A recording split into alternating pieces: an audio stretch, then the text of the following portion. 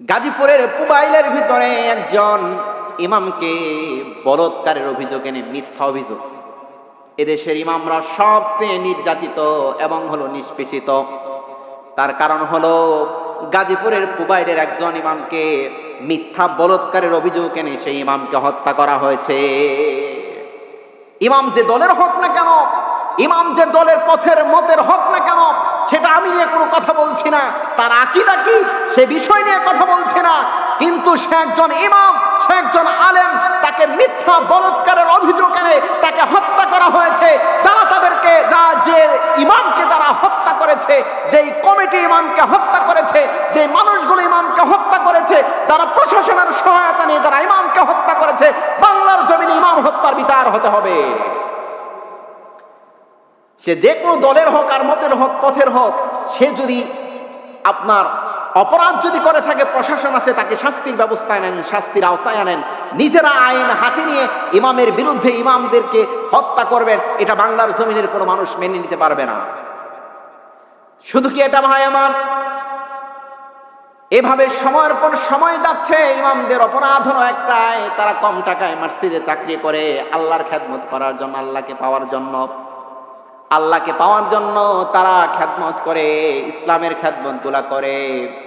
ইমাম যদি মসজিদের কমিটি মতো আলোচনা করে, তাহলে সেই ইমাম সবচেয়ে বড় বুজুর্গ। আবার যদি ইমাম যদি মসজিদ কমিটির কথা মতো যদি ওয়াজ যদি না করে, আলোচনা যদি না করে, সেই ইমামের যে নিকৃষ্ট ইমাম এই দেশে আর না। ইমামরা যদি কমিটির গোলামি করে, তাহলে ইমামরা সবচেয়ে ভালো, খতিবরা সবচেয়ে ভালো। মসজিদ কমিটির সভাপতির বাজার যদি ইমাম ঘাড়ে করে নিয়ে তার বাসায় যদি পৌঁছে দেয়, তাহলে সেই ইমাম সবচেয়ে ভালো। মসজিদ কমিটির জুতা যদি ইমাম যদি সুদা করে দেয়, তাহলে সেই ইমাম সবচেয়ে ভালো।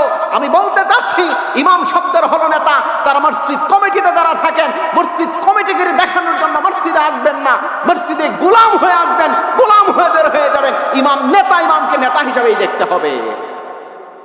কিন্তু ইমামকে গোলামে পরিণত করেছে যে ইমাম গোলাম, একটু সৎ সাহস নিয়ে যারা কথা বলে, কতদিন পর তাদের চাকরি থেকে তাদেরকে বের করে দেওয়া হয়। এটা বর্তমান বাংলাদেশের ট্র্যাডিশন হয়ে দাঁড়িয়েছে। আমি এই সমাজের ইমামদেরকে বলবো, আলেমদেরকে বলবো, যারা ইমাম এবং আলেমদের বিরুদ্ধে যারা কথা বলে, এইরকম মানুষ যদি মসজিদ কমিটির ভিতরে থাকে, তাদেরকে লাথি মেরে বের করে দেন। আর ইমামরা একজোট হয়ে আসেন।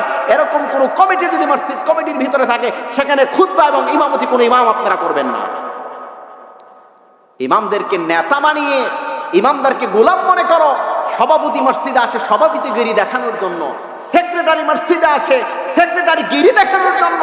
সভাপতির চরিত্রে ঠিক নাই, সেক্রেটারির চরিত্রে ঠিক নাই, ইমামের চরিত্র নিয়ে যারা কথা বলে, এদেরকে লাঠি দিয়ে মসজিদ থেকে বের করে দেন।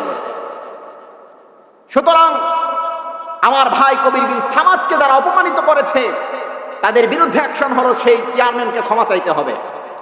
আর কোনোদিন যেন ইমামদের বিরুদ্ধে, বক্তাদের বিরুদ্ধে যেন আপনার বকা না দিতে পারে, সেই ব্যবস্থা প্রশাসনকে করতে হবে। দ্বিতীয়, ইমাম রহিজউদ্দিনকে যারা হত্যা করেছে মিথ্যা অভিযোগ দিয়ে, যারা মিথ্যা অভিযোগ দিয়ে ইমামকে যারা হত্যা করেছে, তাদের ফাঁসি বাংলার জমিনে কার্যকর করতে হবে। সে যে দলের ইমাম হোক না কেন, সে একজন আলেম, তাকে অপমান করার, তাকে হত্যা করার দায়ভার কোনো মানুষ বাংলার জমিনের মানুষকে দেয় নাই।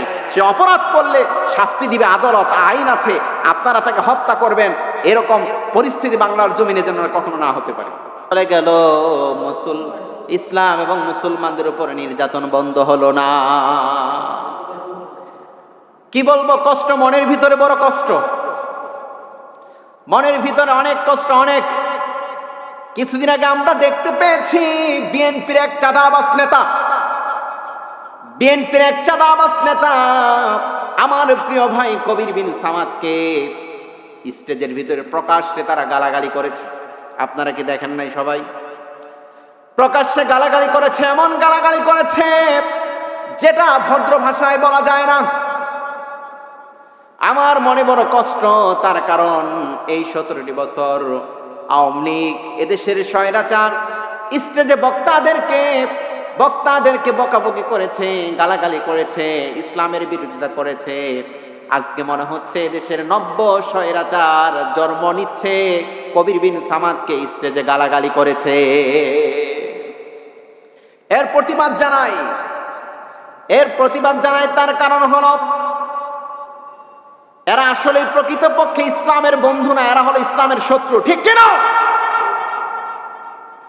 তার কারণ হলো যারা আল্লাহর কোরআনের কথা বলে, যারা আল্লাহর ইসলামের কথা বলে, এই সমস্ত মানুষকে যারা গালি দেয় তারা ইসলামকে গালি দেয়, আর ইসলামকে যারা গালি দেয় তারা আল্লাহকে গালি দেয়, আর যারা আল্লাহকে গালি দেয় এরা কখনো মুসলিম হতে পারে না, এরা কখনো মুসলিম হতে পারে না, এরা হলো ইসলাম এবং মুসলমানদের শত্রু।